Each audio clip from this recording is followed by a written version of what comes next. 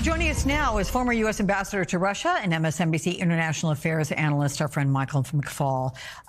Ambassador, is this a positive development? I mean, how tough is it to get fair terms with everything playing out in the public eye, particularly these antagonistic exchanges between Trump and President Zelensky? Does Zelensky have any choice but to give Trump what he wants? Well, first, just let me say personally, I find this deal just atrocious and embarrassing as an American. We are asking them to repay us for assistance that our Congress, through our democratically elected members of our Congress and our president signed, and there was no clause in that aid that we have to repay it. And by the way, our allies have supported us. They've lost their own soldiers in war with us in places like Afghanistan and Iraq, and they have never asked us to repay them for the service that they did, for the economic and military assistance that they provided for our war. So I just find this atrocious and appalling, and we're extorting a country that is trying to fight for its life. Now, I didn't answer your question, though. Your question is, does he have a choice? Of course he has no choice. Zelensky is first and foremost focused on how to preserve the country that he now is the president of. And he doesn't see any way out but to sign this deal. I was just with members of his government a week ago at the Munich Security Conference. You're showing video of that right now. And they were resigned to the fact that they'll have to sign it. Their only hope is that will be a vague, more political term that will not just indenture them to be a colony of the United States for decades to come.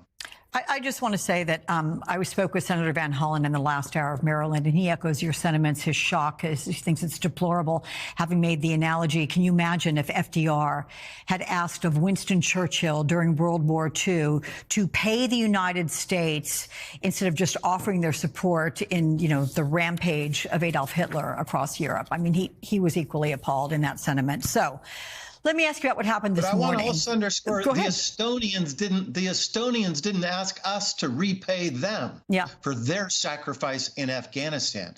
I think the American people need to understand this happens when you have allies and partners all the time. And this is a radical departure from any American foreign policy. And I think President Trump is losing the American people on this. I think he thinks that we want this. He thinks that he has support for it.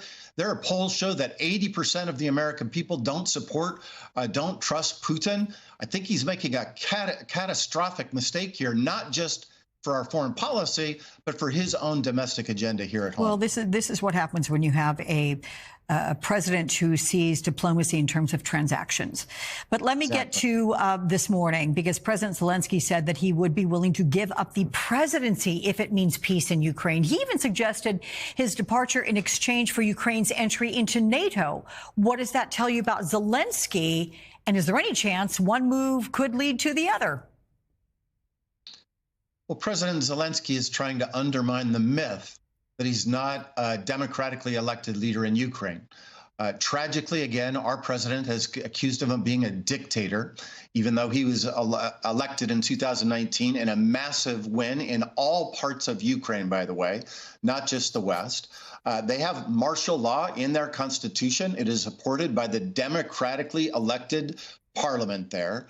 And yet our president said there need to be new elections in Ukraine before Putin can negotiate because Zelensky is illegitimate. And just pause for a moment to think about that construction. Putin has been in power as a dictator for 25 years. He came to power in 2000, and yet somehow Zelensky's the illegitimate one. So Zelensky's calling his bluff and saying if it's a necessary condition to have security guarantees for my country, I'm willing to step down. And by the way, I think he's sincere in that. I do not think he wants to be in power forever in Ukraine. Yeah. Well, Special Envoy Witkoff was asked what Russia would have to give up in this peace agreement, and here's his response. Take a listen. What concessions will Russia have to make?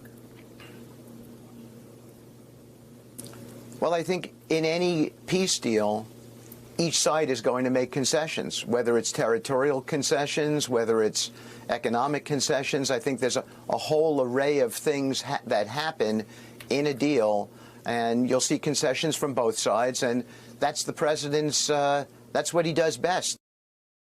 Okay, so nothing specific there like the mineral rights in Ukraine, but is the Trump administration putting any Russian concessions on the table? And if so, what might they be? Well, to the best of my knowledge, no. And I've negotiated with the Russians on arms control treaties, on sanctions on Iran. And I can tell you that when you negotiate with them, you don't give concessions in the beginning and then hope that they're going to give you something later.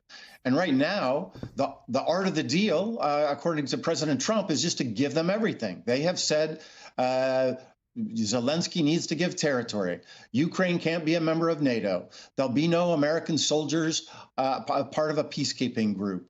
Russia gets to join the G7. I could go on and on and on. I don't understand the strategy.